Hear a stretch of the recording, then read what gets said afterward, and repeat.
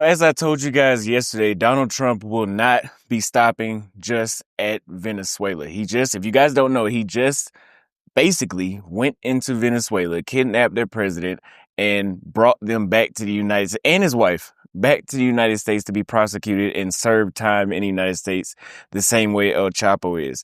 And this is a textbook example of what the United States has done since it won the Spanish-American War over 100 years ago, which is what they would call exporting democracy. So if you guys listen to a lot of things that he says, he'll say about how their people are suffering, about how the leaders are incompetent, or they're even they said senile, which is basically discrediting other regimes. And I'm not saying that those regimes are the greatest either. I'm not saying that.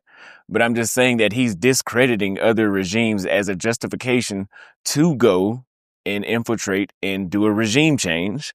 And usually 9 times out of 10, those places have a vast amount of oil or gas or some strong amount of resources that the United States would want. And even like in the Congo and even in Ukraine, they have cobalt. A lot of people don't talk about how there's cobalt, and that's what they make lithium batteries with. That's why the reason why the Congo is still so poor is because they want to keep it that way so they can keep exploiting it. And that's another reason for the war in Ukraine. That's not the only thing, obviously, but they're using basically some sort of moral standard or democracy, or this place is once ours. I guarantee you they wouldn't give a fuck about that place if it didn't have resources. So now Donald Trump is talking about he wants to have plans for Greenland, Cuba, and also Colombia. And you remember whenever he first got elected this year, he spoke about Greenland being annexed into the United States. So I'm going to read something from the Washington Post here. It says, a day after the audacious U.S. military operation in Venezuela, Donald Trump on Sunday renewed his calls for an American takeover of the Danish territory of Greenland. So keep in mind, that means Denmark is basically having one of their colonies snatched from them. And also, Denmark is a colony that is a colony by option. It's not like the United States and Puerto Rico. That's something that the United States took, was Puerto Rico. But Denmark and the Greenland government actually wants to be a part of Denmark, is what I'm trying to say. And now you have another power, United States, that's gonna come basically just take it, whether if you give a damn, whether if they care or not. And the reason that I believe, as I've heard him say before, and as I know geopolitics, the reason that Greenland is important to the United States, it could be for resources, but the first thing I think of is it's a military base. And it's a way for the United States to have easier access to Europe or across the Arctic in case if they ever got in a war with Russia. If you guys don't know, Russia has influence all the way into the Arctic Circle, which is the Northern Pole, right? Not in the Northern Pole, but it's in the Arctic, correct? The United States does not go to the Arctic. That's Canadian territory. But if they could take over Greenland, now they could set up a military base and they could have a bigger threat towards Russia. Not that they don't have one, because we also have Alaska and we have weapons there. If you guys don't remember when Putin met Trump in Alaska, he actually had the B-2 bombers fly over when Putin was walking up to him as a show of force.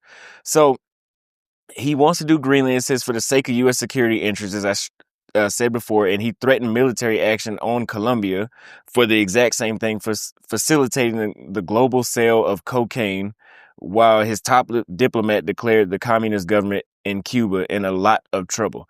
And again, communism is the exact opposite ideology of capitalism and democracy in the United States, and that is exporting democracy, as I said before. And as you just seen, again, he overthrew Venezuela. He did this. People are not calling it a coup. It's a coup, basically, because they just put their own leader in it they want now, and they're going to change up the entire Venezuela. And so he's going to use that exact same strategy to more than likely overthrow Colombia and even Mexico. Mexico is on the list as well. If you guys don't know, the drug cartels are no longer just drug cartels in Mexico. The United States has given themselves the right to be able to fly drones and attack Mexican drug cartels because they're now considered terrorists, which is exactly what they did to invade Afghanistan, Syria, Pakistan, and Iraq, and Somalia, and now even Nigeria. So this is the exact same playbook. And if you guys don't see it as clear as day as now as I'm saying it, I don't know what to tell you. Because I've seen some people that left comments on my videos saying that I don't know where this comes from, that they think that everything that I'm saying is wrong. Dude, there's like 100 years of evidence of this. I mean, you just have to be very foolish and not see it at this point.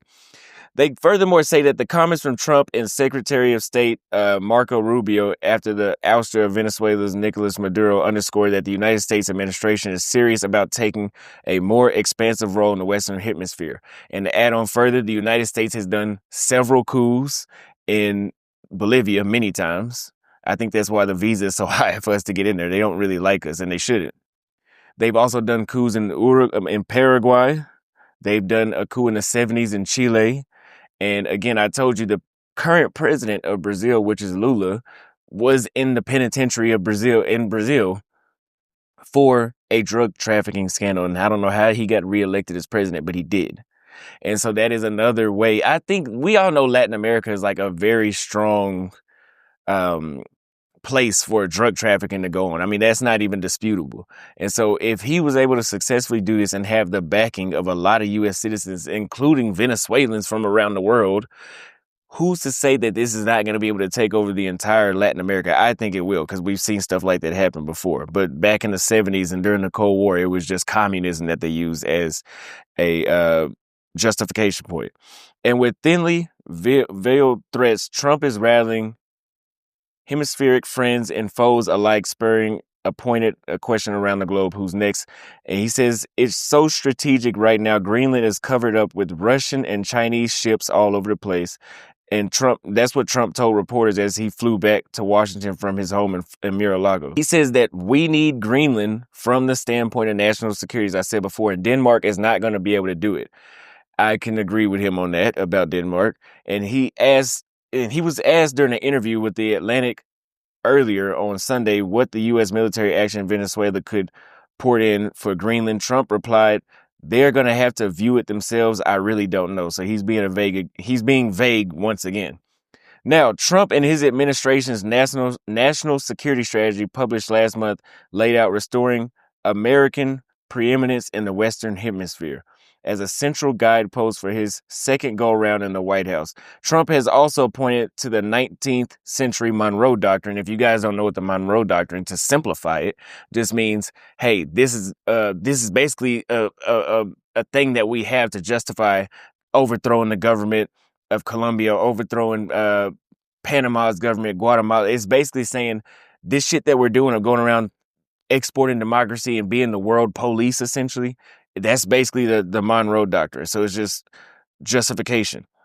And it was also so that way that it could reject European colonialism. So they also influence revolutions in Latin America and Central America from European powers. So that way the United States would be the main player in the Western Hemisphere. So basically, to simplify it, it's a bill it's an act that they have, or doctrine. Let me just call it Monroe Doctrine, or what it's called. We have this to justify overthrowing your government, so that way we have control in the Europeans, though. That's basically what that is. And he also brought up the Roosevelt corollary, sorry, I mispronounced it, a justification invoked by the U.S. in supporting Panama's secession from Colombia. If you guys don't know, Colombia used to be an empire once they went away from the Spanish, or once they got the independence from the Spanish, and Panama was part of that.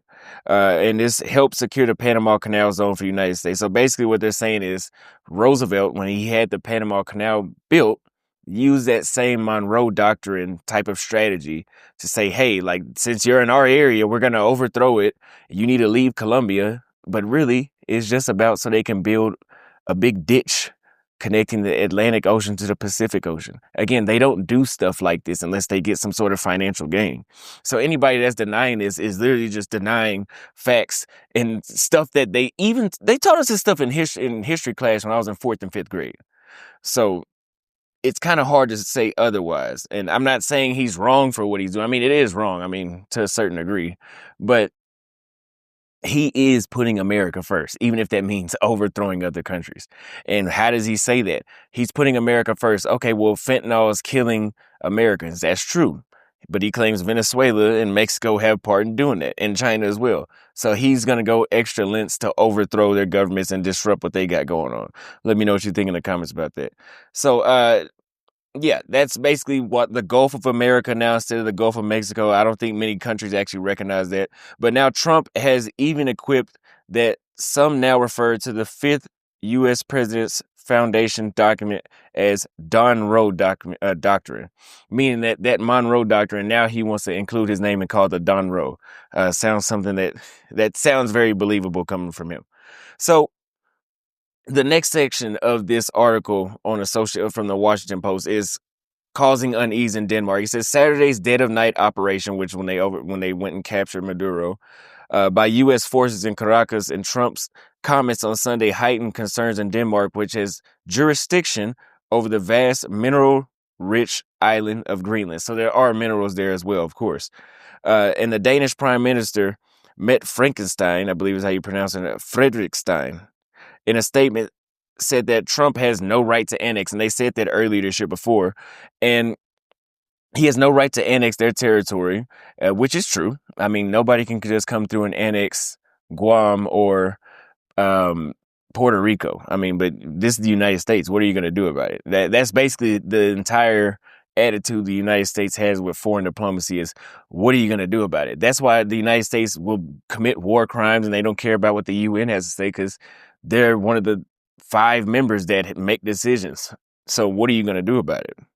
That's why China and Russia also do things. They don't care about the UN because the UN was set up to fail. All 5 of China, Russia, United States, France, Britain all have to agree on the same thing. And that was designed to fail. You're talking about 2 communist countries at one point. Russia's not communist anymore, with 2 Western European nations, or a prodigy of one, right? They're never going to agree on the same thing. So she also reminded Trump that Denmark already provides the United States, a fellow member of NATO, they're also in NATO, broad access to Greenland through existing security agreements, which is true. And she says, I would therefore strongly urge the United States to stop threatening a historically close ally in another country and people who have made it very clear that they are not for sale. This from the Prime Minister herself of Denmark. She also signed onto a European Union statement underscoring that the right of the Venezuelan people to determine their future must be respected, as Trump has vowed to now run Venezuela essentially as a territory. Venezuela and press the acting president, which is Delcy Rodriguez, to get in line. So basically, again, they're putting up a puppet president.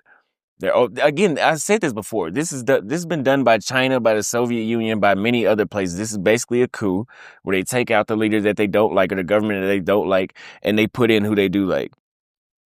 Now, the next part is social media posting angers Danes. It says Trump on Sunday mocked Denmark's efforts at boosting Greenland's national security posture, saying the Danes have added one more dog sled to the Arctic territory's arsenal. Greenlanders and Danes were further rankled by a social media post following the raid by a former Trump administration official turned podcaster, Katie Miller. And the post shows an illustrated map of Greenland in the colors of the stripes and stars of the United States, accompanied by the caption, soon, basically saying, this year, 2026, I'm predicting that they will be up next in Greenland. And that'll be very interesting because Greenland is, again, part of the UN, part of NATO, and an ally of the United States. And so is Denmark, an ally of the United States. But Trump doesn't seem to care about that. And yes, I quote, and yes, we expect full respect for the territorial integrity of the Kingdom of Denmark, from Amber Jesper Møller Sørensen, which is Denmark's chief envoy to Washington, said in the post, responding to Miller, who is married to Trump's influential deputy chief of staff, Stephen Miller. Okay, so during his presidential transition in the early months of his return to the White House, Trump repeatedly called for U.S. jurisdiction over Greenland and has pointedly not ruled out military force. Again, the same thing that just happened, saying that we're going to take it. And I'm not saying that we won't use the military. It's basically what the translation of that is. And he's going to take control of the mineral-rich, strategically located Arctic island that belongs to an ally. Now, the next one is that, and even the Louisiana governor said that he wants to make Greenland a part of the United States. So I think that's going to be coming up next. Now, I brought up before with Cuba, Donald Trump is a capitalist. He's a U.S. president. Cuba, which had Fidel Castro, who just died recently, I believe it was 2014, is running a communist government. Now they just have a new leader, okay? So this is 90 miles. If you guys don't know, we actually fought a war with Cuba, basically twice. because we got it from the Spanish, and it was part of the Spanish, and then we went back to war with them again during the Bay of Pigs and the Cuban Missile Crisis, because they're only 90 miles away from Florida, and they had nuclear weapons at one point, and that's why all that happened. So the next part about Cuba says, meanwhile, concern is simmering in Cuba, one of Venezuela's most important allies and trading partners, as Rubio issued a new stern warning to the Cuban government. U.S.-Cuba relations have been hostile since 1959 during the Bay of Pigs and the Cuban Missile Crisis. Rubio, in an appearance on NBC's Meet the Press, said Cuban officials were with Maduro in Venezuela ahead of his capture. He even said his personal security team and all his staff that were working with Maduro were Cuban. So they're basically trying to say that there was a communist influence in the state of Venezuela. And I quote, says, it was Cubans that guarded Maduro. He was not guarded by Venezuelan bodyguards. He had Cuban bodyguards. So essentially, maybe we could even say Cuban mercenaries, which is further justifying that, hey, Cuba is trying to destabilize the region of the Caribbean, or the Americas in general, and South America, Central and South America and the Caribbean. And this is another justification that I think that they could use to invade. It says the Cuban government said in a statement read on state television on Sunday evening that 32 officers were killed in a U.S. military operation. That's actually the first time I'm hearing that, because all we heard about is Maduro was captured. We haven't really heard anything about how many people died, because we know for a fact people had to die. It just didn't go up that easy. Trump said that the Cuban economy, battered by years of U.S. embargo, is in tatters, will slide further now with the ouster of Maduro, who provided the Caribbean island oil. And he said, I quote, he says, it's going down for the count. And then next, again, we have Colombia. Trump, as he made his way back to Washington on Sunday evening, also put Venezuela's neighbor, Colombia, and its leftist president, Gustavo Petro, on notice. Trump, in a back and forth with reporters, said Colombia is run by a sick man who likes making cocaine and selling it to the United States. I'm not going to say if that's true or not, but there is a chance. The Trump administration imposed sanctions on October on Petro and his family and a member of government of accusation of involvement of global drug trade. Colombia is considered the epicenter of the world's cocaine trade, and it's been that way for a while now.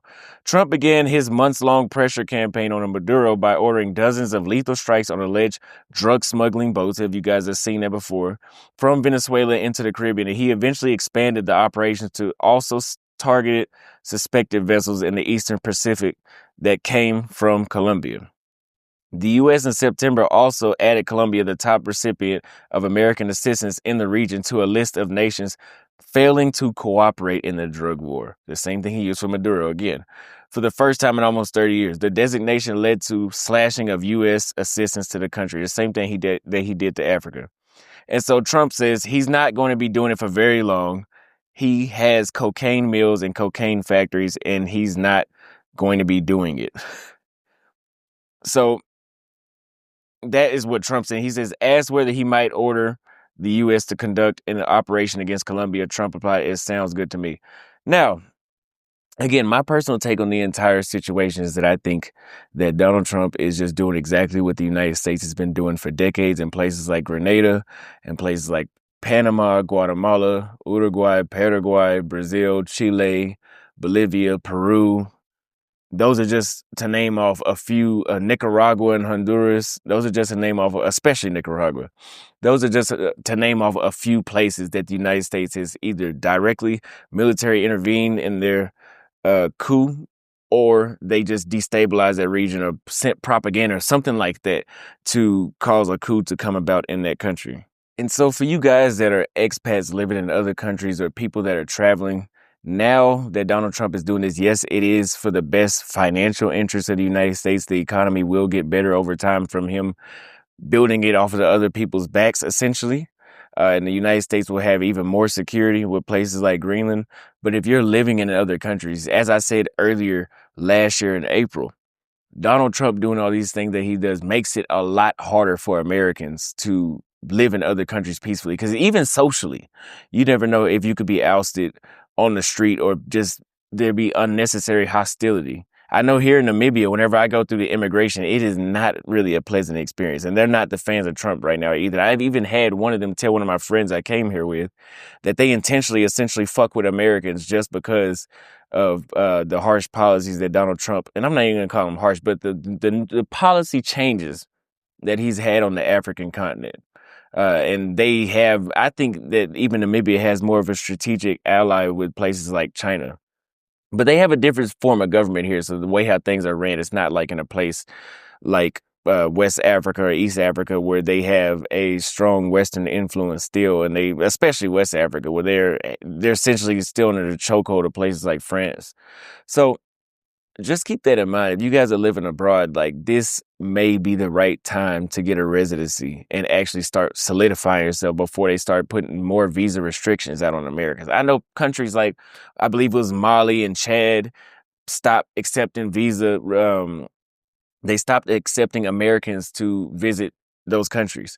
And yeah, that doesn't really matter. I mean, Mali and Chad, most Americans haven't even heard of that shit before. But the thing is, who's going to say that it's going to stop in Mali and Chad? At some point, that could extend to Kenya. I don't think it will, because Kenya is pretty much they pretty much do whatever the West wants, just to be honest.